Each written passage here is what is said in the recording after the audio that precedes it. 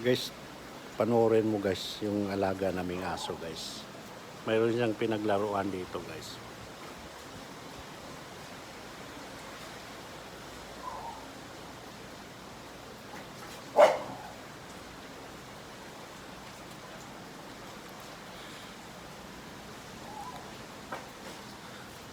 Tuwan-tuwa ako nito guys. So, gusto niyang kukunin yung bola na sa gitna ng pole.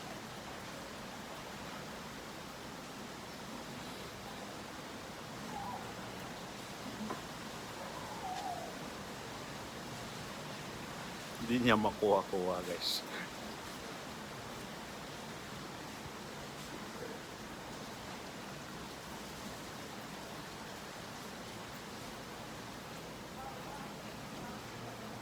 Yan guys, paikot-ikot siya guys. Naghanap siya ng pagkakataon talaga na makuha niya yung bola. Tapos pag yun, hindi niya makuha, nagalit siya.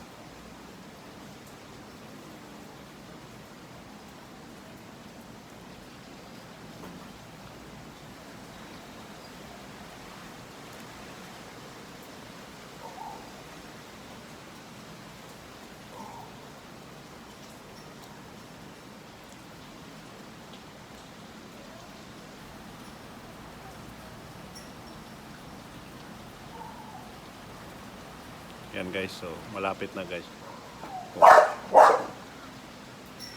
Gagalit siya.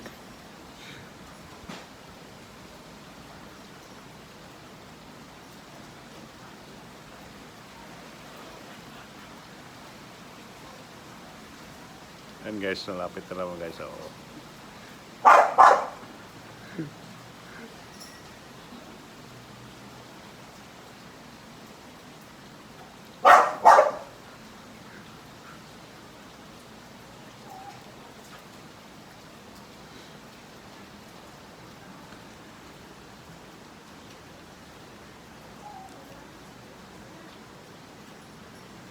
yan guys, malapit na naman guys yung bola guys.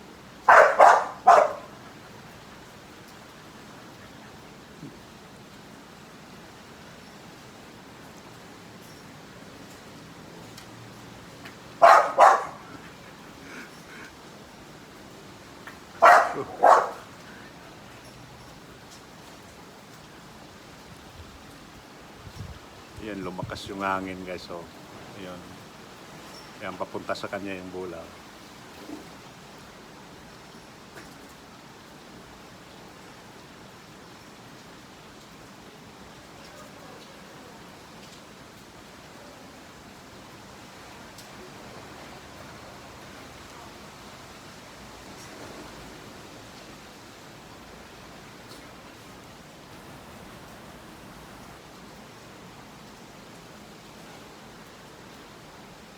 Guys, nakakatuwa rin guys minsan guys ano. Yung mga ganitong may alaga ka tulad ng aso na tatanggalin yung stress mo.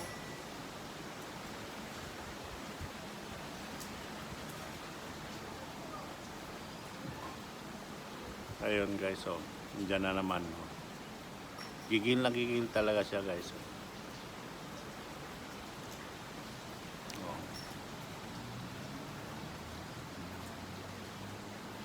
Sa lahat ng mga mahilig sa aso dyan, ang experience ko lang, di ba may pinapakain tayong dog food. Minsan din pala guys, lalo na pag matagal na sa atin yung aso, minsan sanayin din natin na yung mga tira-tira nating mga pagkain katulad ng manok, ganun, may natira kayo, pwede nyong himayin din yon, tapos i-try nyo pakain sa kanila, kumakain din pala sila guys.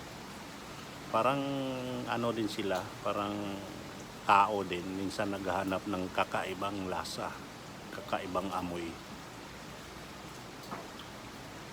Yun lang sa experience ko, kaya o depende sa aso. Kasi yung aso na to guys, ano to American Bully.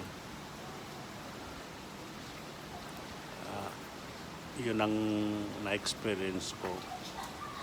Minsan, isang bisis, tinabi ko pa nga yung dog food at saka yung chicken na, yung mga tira-tira na fried chicken, isda. Mas kinain pa niya yung fried chicken kaysa dog food. Nakakatuwa guys. Kaya at least nakakatipid ka, di ba? Magkano rin yung isang sako na dog food ngayon.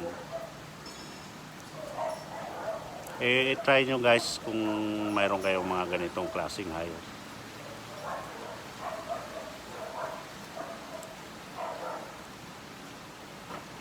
Okay guys, thank you guys sa pagtiyaga nyo na panood nito. Natutuwa lang ako ngayon guys. Maraming pong salamat guys. Bye bye.